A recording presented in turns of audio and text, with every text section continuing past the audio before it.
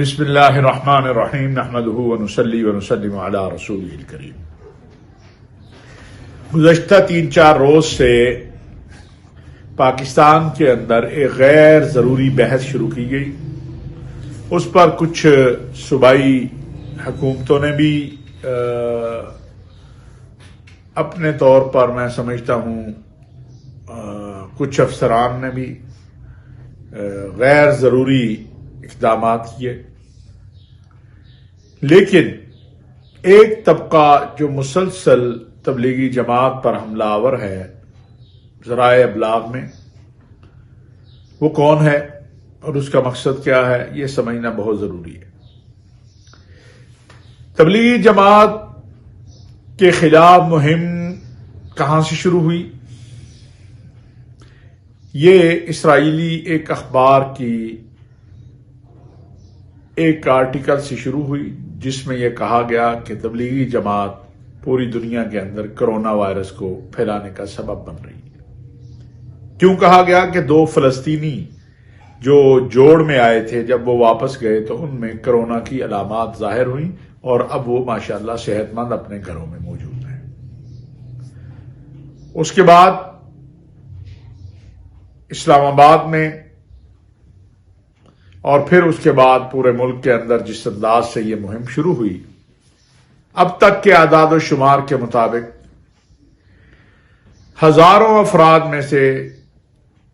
200 سے بھی کم لوگ ہیں جن کا پازیٹو رزلٹ ہے، جو تبلیغی جماعت کے تقریباً 10 سے 15 لاکھ لوگ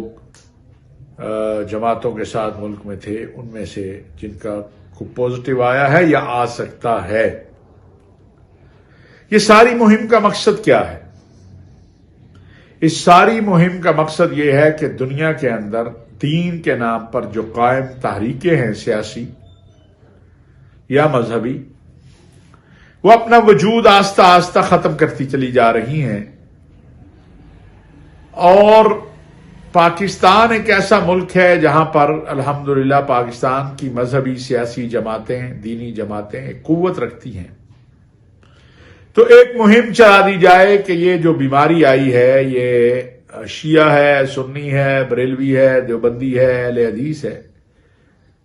اور پھر عوام الناس کی ایک نفرت کا اظہار ہو، اور اس طرح پاکستان کے اندر اور پوری دنیا کے اندر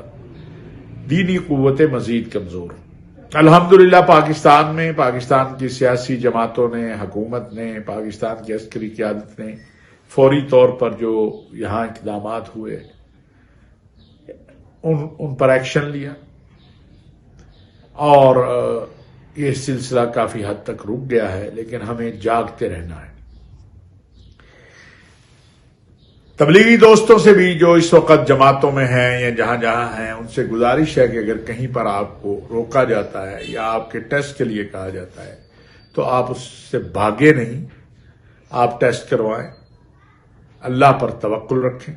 اور جو مرکز رائے ونڈ نے آپ کو ہدایات دی ہیں ان ہدایات کو فالو کریں۔ مرکز کی ہدایات کے مطابق اب تمام نظام رک گیا ہے اور لوگوں کو تعلیمات دے دی گئی ہیں کہ وہ اپنے گھروں کو واپس جائیں، لہذا جو مرکز کی آپ کے پاس تعلیمات آ رہی ہیں آپ ان کو فالو کریں اور اسی پر عمل کریں۔ میں یہاں یہ بھی بار بار اس لیے کہتا ہوں کہ یہ بات بہت ضروری ہے کہ تبلیغی جماعت کا کسی سیاسی اس سے کوئی تعلق نہیں ہے۔ اگر کوئی فرد جو جماعت میں آتا جاتا ہے یا جماعت کے ساتھ اس کا تعلق ہو، وہ کوئی سیاست کرتا ہے تو یہ اس کا اپنا ذاتی عمل ہے۔ آخر میں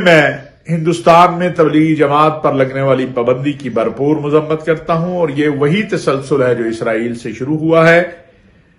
عالمی دنیا کو اس طرف توجہ دینی چاہیے کہ ایک عالمی جماعت جس میں کروڑوں لوگ شامل ہیں اور اللہ کی دعوت دے رہے ہیں، امن کا راستہ اختیار کیے ہوئے جماعت کو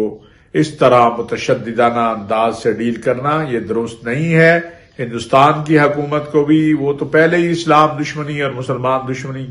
پہ اقدامات کر رہی ہے، عالمی دنیا کو ہندوستان کی حکومت کو سمجھانا بھی چاہیے اور فکر مند نہیں ہونا چاہیے، اس لیے کہ ولا تہنوا ولا تحزنوا وانتم الاعلون، غم کرنے کی ضرورت نہیں ہے، اپنے اللہ سے تعلق قائم کرنے کی ضرورت ہے۔